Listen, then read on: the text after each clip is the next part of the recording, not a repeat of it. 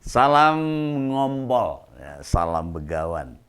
Saya tiba-tiba kok mikir balapan mobil itu.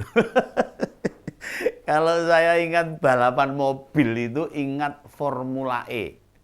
Kalau ingat Formula E itu saya nginget-nginget Pak Anies, capres dari Nasdem. Nah, kalau nginget-nginget Pak Anies itu ya saya inget-ingetnya DKI Jakarta. Nah, ini akhir-akhir ini kasus Formula E kembali diungkit-ungkit. Nah, diungkit-ungkit lagi ini. Dihubung-hubungkan dengan Pak Anies. Loh, repot lagi nih. Dan mencuatnya kasus itu justru muncul dari rasa was-was pas Pak Denny Indrayana silaturahmi ke Pak Mahfud MD. Apakah kasus Formula E itu bakal dipakai alat untuk menjegal Pak Anies? Padahal ada loh mantan pimpinan KPK yang mendukung Pak Anies. Loh ada itu. Ada itu mantan pimpinan KPK itu. Kenapa tidak tanya sama Pak Saud Sitomorang yang sekarang berada di barisan pendukungnya Pak Anies loh itu. Itu karena Pak Denny paham. Diskusi sesama pendukung Pak Anies, apalagi keduanya sama-sama paham hukum, kan bisa belak-belakan. Semua pada paham kok. Faktanya seperti apa? Kemungkinannya bakal bagaimana? Makanya kemudian mereka berbagi tugas. Sehingga jika kasus ini dilanjutkan akan dianggap memang itu sebuah penjegalan bagi pencalonannya Pak Anies. Tapi atas keluhan Pak Denny, lantas Pak Mahfud menjamin Pak Anies bebas dari Formula E begitu? Oh ya enggak. Pak Mahfud ya paham model beginian itu paham. Makanya sekaligus menjelaskan jika KPK itu independen, tidak terbebani dengan tuduhan-tuduhan itu, KPK sendiri telah menegaskan tahap-tahap penyidikan Formula E ini beranjak dari temuan BPK. Sehingga memang terbebas dari kepentingan politik, independen. Tahun ini memang pintu masuk ke tahun politik 2024 dan setiap kasus yang ditangani KPK bakal ditarik-tarik oleh kepentingan politik. Oh itu jelas namanya ini lagi masuk dalam tahun politik karena memang menguntungkan bagi pihak-pihak lain. Nah ini sudah jelas ini. Sudah jelas bahwa tugas utama KPK untuk memberantas korupsi, murni penegakan hukum, jadi tidak terkait dengan politik sama sekali. Ini harus dipahami dulu oleh masyarakat. Tapi justru ini, kelihayan Pak Anies ini dengan segera merapat ke Nasdem dan dideklarasikan sebagai bakal capres, itu akan membuat persepsi publik mengait-ngaitkan dengan soal politik. Nah, ini pinter wae ini. Loh, akankah kasus Formula E ini akan menjadi batu sandungan untuk Pak Anies menuju pertarungan 2024 mendatang atau tidak? Lah mari kita urai saja pada ngompol, ngopini politik, ngobrolin tentang politik saat ini juga. Mari kita teruskan.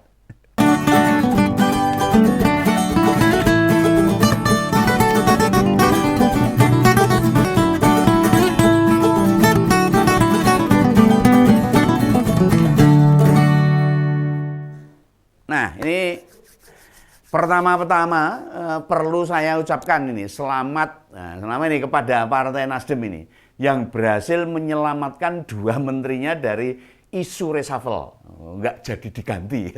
Aman ini. Dua menteri aman ini.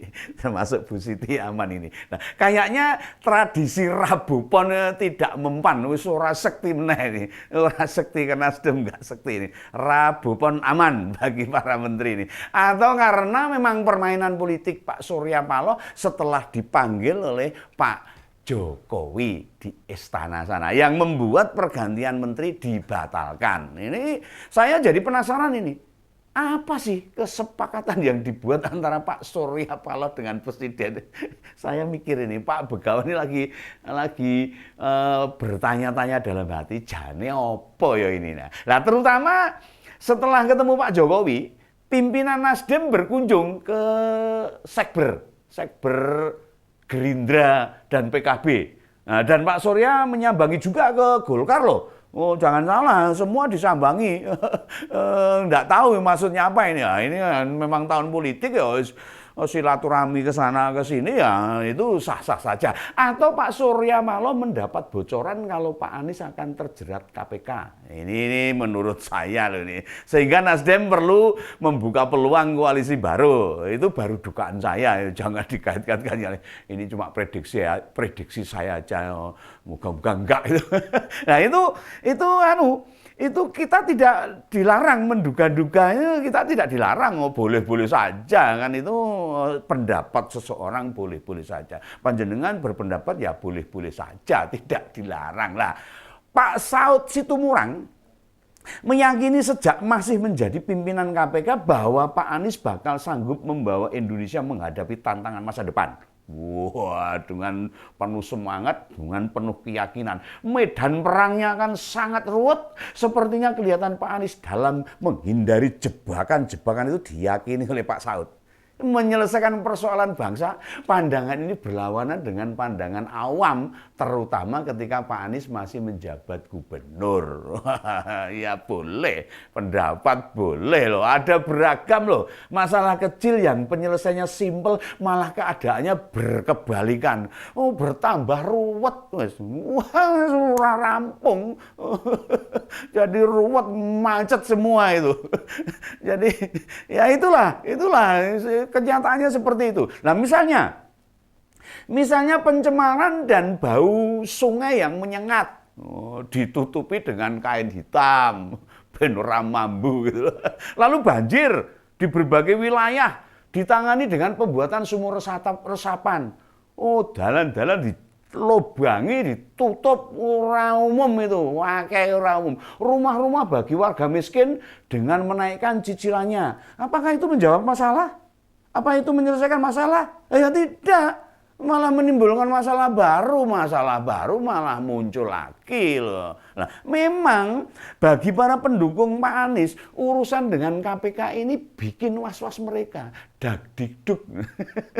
Basa Jawa ini deg-degan gitu loh. Masalahnya bukan sekedar soal Formula E semata. Selama menjabat gubernur, kejadian kelebihan bayar itu terjadi berulang-ulang. Bahasa kelebihan bayar ini ya masuk dalam kategori perilaku korupsi loh. Iya, kelebihan bayar tidak sesuai yang dibayarkan itu korupsi juga itu. Nah, coba kita buka sedikit catatan saja.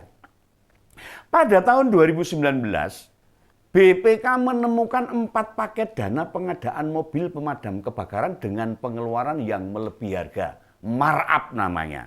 Dari analisis yang dilakukan, ada kelebihan bayar tercatat sekitar 6,5 miliar. Banyak itu. Nah, tahun 2020, pihak Pemprov DKI juga masih mengeluarkan gaji untuk pegawai yang telah wafat. Tapi wis mati kok digaji lah, ngawur ini. Dengan nominal hingga 862 juta. Nah, di tahun yang sama juga masih itu berulang kelebihan bayar. Pengadaan alat rapid test COVID-19 dengan nilai mencapai 1,1 miliar. Loh, kata BPK, ditemukan 2 penyedia jasa pengadaan alat rapid test ini. Mereknya sama. Waktunya berdekatan, lah tapi harganya kok bisa berbeda. Agak lucu. Lucu itu kalau dimaknai betul. Wah, ini payah ini. Lah, ini baru secuil data loh. Yang disajikan baru sedikit ini. Dan penyebutan kelebihan bayar itu sebenarnya bahasa lain dari korupsi. Tapi jika uang kelebihannya tidak dikembalikan, ya pasti banyak pendukung Pak Anies berdalih tidak mungkin masalah jadi langsung diurus oleh gubernur. Oh, ya memang benar, gubernur tidak akan menangani langsung proses administrasi apalagi teknis keuangan, ya ngapain, kan ada dinas-dinasnya. Tapi sebagai kepala daerah, kenapa saat zaman Pak Jokowi dan Pak Ahok hal itu tidak pernah terjadi? Nah, apakah ketika dipimpin Pak Anies lalu anak buahnya tiba-tiba teledor, apa ora paham, apa memang sengaja. Nah, makanya sulit dibantah kalau memang urusan formula ini hanya sebatas penjagalan Pak Anies biar tidak nyapres. Oh, ya tidak begitu. Jelas jauh banget dengan itu. Transparansi dan akuntabilitas anggaran yang sudah dibangun oleh Pak Ahok sepertinya tidak dilanjutkan. Ora dilanjutkan oleh Pak Anies ini. Makanya bisa bobol dalam bentuk kelebihan bayar. Ayo ini para penggemarnya Pak Anies ini, jangan tutup mata. Ya toh. Jejak digital masih bisa dicek loh. Ini bisa dicek lagi. Nah, silahkan ketik kelebihan bayar Pemprov DKI di Google. Banyak banget itu beritanya. Banyak itu. Anda harus paham hal tersebut. Ini bukan upaya mendiskreditkan atau memojokkan. Apalagi mengenai ketidaksukaan pada Pak Anies. Bukan. Tapi silahkan saja. Semua warga negara punya hak dipilih dan memilih. Ya, kecuali yang dinyatakan pengadilan dicabut haknya loh. Dan hingga detik ini Pak Anies tidak dicabut haknya loh. Tentu berhak ikut konstelasi Pilpres 2024. Ya, saya cuma menjabarkan. Kalau upaya KPK mengusut formula itu memang ada landasannya. Ada buktinya, ada faktanya. Loh, mau didukung semua mantan KPK, mantan pimpinan KPK. Kalau memang terdapat bukti melakukan tindakan korupsi, nah siapapun itu. Ya, siapapun itu. Bukan hanya Pak Anies, misalnya Pak Prabowo, Pak Ridwan Kamil, atau Pak Ganjar yang melakukan seperti itu harus diusut. Semua sama di depan hukum. Katanya KPK tidak boleh tebang pilih. Nah, mana yang pro dengan rezim maka tidak diusut? Itu tidak baik. Sekali lagi, siapapun itu harus diusut. Saya sepandangan dengan Pak Mahfud. Urusan hukum jangan melihat politisnya, semua sama. Apa nggak malu kita sama Pak Jokowi? Itu ada menterinya tersangkut korupsi loh. Wah, ya semua saja. Bahkan salah 2 ketua partai berurusan dengan KPK. Ya tidak masalah itu. Ya, percaya saja. Masih banyak pejabat yang baik dan bersih.